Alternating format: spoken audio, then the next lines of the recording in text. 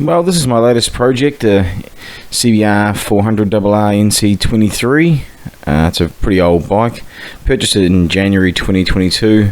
Wasn't looking that great, needed a heap of work, and I just had to start preparing and making it safe for at least a track day.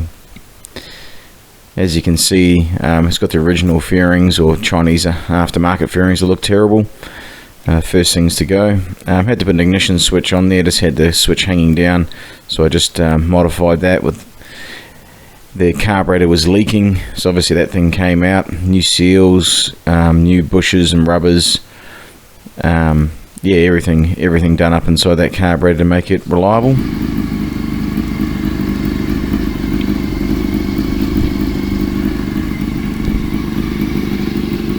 Carburetor's fixed already.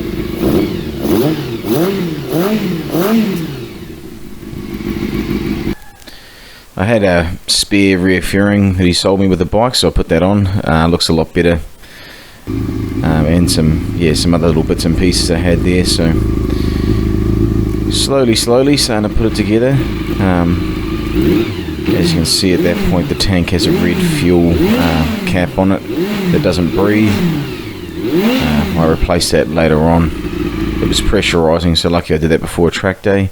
This is the biggest problem on the bike. I took the front forks out to change the oil, and the top adjuster nuts only held on by a couple of threads, so ready to skyrocket to the moon. I had to find some new ones, really hard to track down, so I got some and chopped the spacers down and got the right preload, so I was pretty lucky. Chucked a new rear tyre on it. The other rear tyre was so old, just wouldn't be viable. What the hell is that? As you can see, I need to make some engine covers. Those ones were terrible, so I pulled them off and made up some new alloy ones. I wanted to put some sliders. As you can see, the bolt hole there, I bought some special sliders from America, Woodcraft ones that I really like. Robert Young supplied me some MC19 fairings. They were too small. They're not made for this bike, so I had to modify the bottom of them to make them fit underneath with a belly pan, but yeah, they came up a treat, look really awesome. Definitely wasn't easy extending them for the belly pan, but once I had that done, the bike started looking pretty good.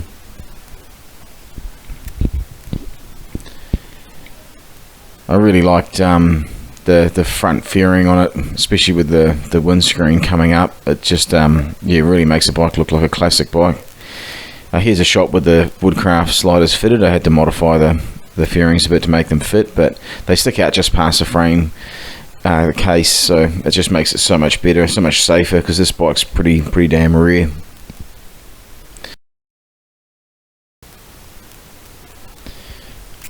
I removed the casing to have a look at the starter one-way clutch on it.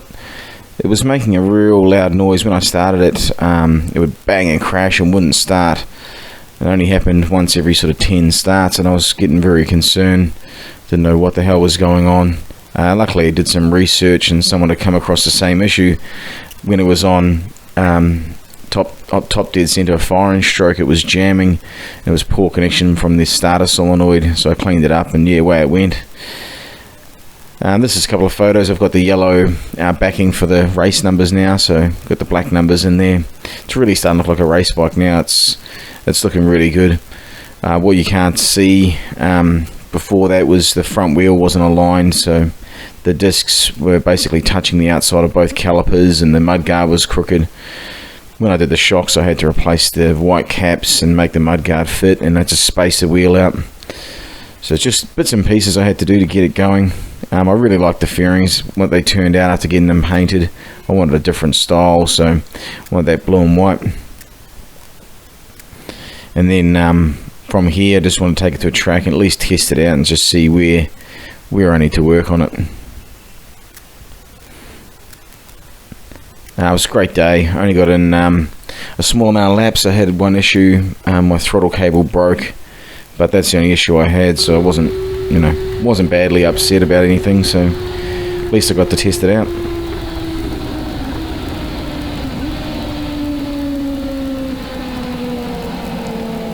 I definitely really enjoyed the torque difference on the 400 compared to the 250.